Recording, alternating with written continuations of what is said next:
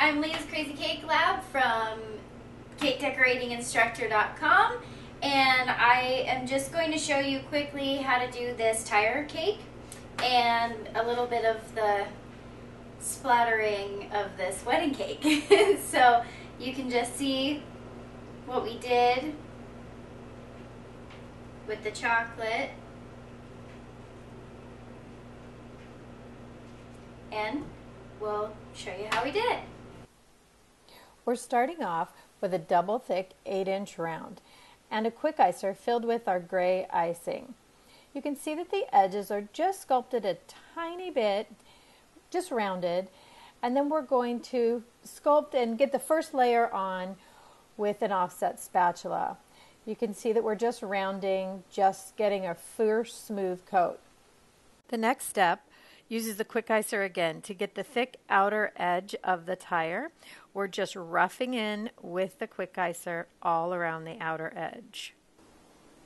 Next, we're just roughing in the layer that we just put on with the quick icer with a mini spatula, just smoothing and making things even and proportionate.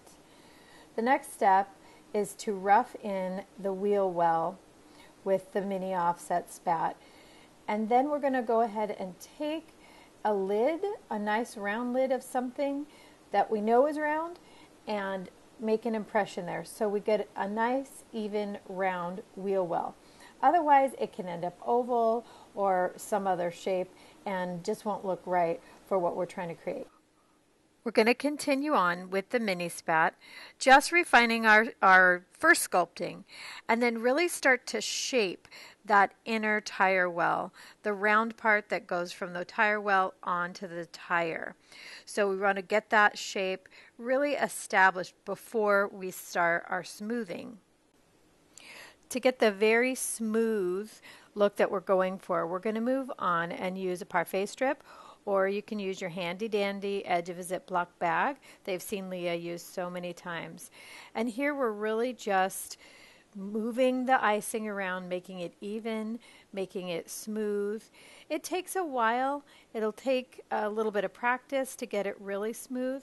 But basically with the Ziploc bag or the edge of the parfait strip, you're moving icing and trying to get a smooth effect. So just continue to move around the cake, especially focusing on that inner wheel well. A lot of the cake will be covered with tire tread and other things, but that inner wheel well needs to be smooth, and it needs to be a pretty even thickness. So pay just a little bit of attention to that bit. Next, we're moving on to applying some of the first tire tread around the outside radius of the wheel well. Leah's using a number 12 figure piping tip and just piping a basic heart shape. So if you know how to make a straight shell, you'll know how to make this basic shape all around the wheel well. And you can see they're just evenly spaced. The piece of plastic is used again to smooth down just those little edges, and then one more time to create the tire tread pattern. So this is any pattern that you would want, and you mark it out first before you add the actual icing on to create the tread. Leah's coming back in with the number 12 figure piping tip and just adding a double stripe. It's about 1.5 inches long to create the depth in the tread that she's looking for. The next step is adding in the color.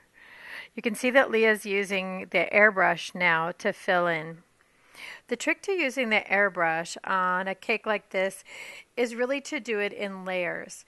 If you try to get the full color on the first time around, you might get dripping, you might get running. Also, it allows you better shading to come back in layers and layers of color. You can use any thin down gel paste color, or you can actually buy airbrush color.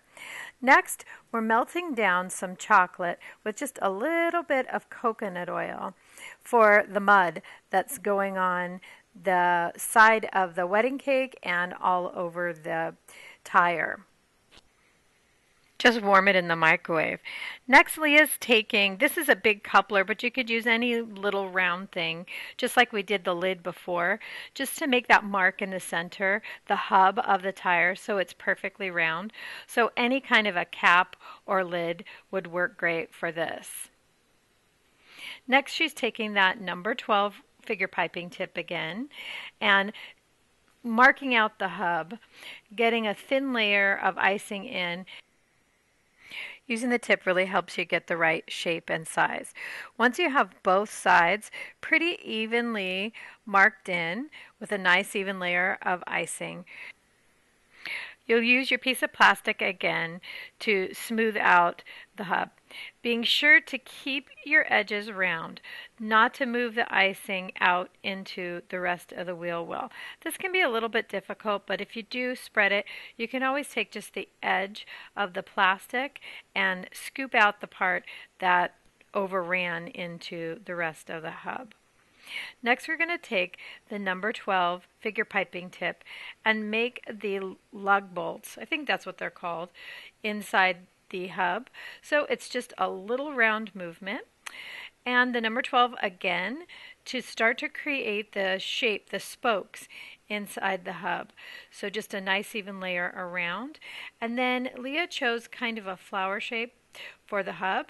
And so just a real even pressure to squeeze in those oval shapes. I can't believe I'm about to do this.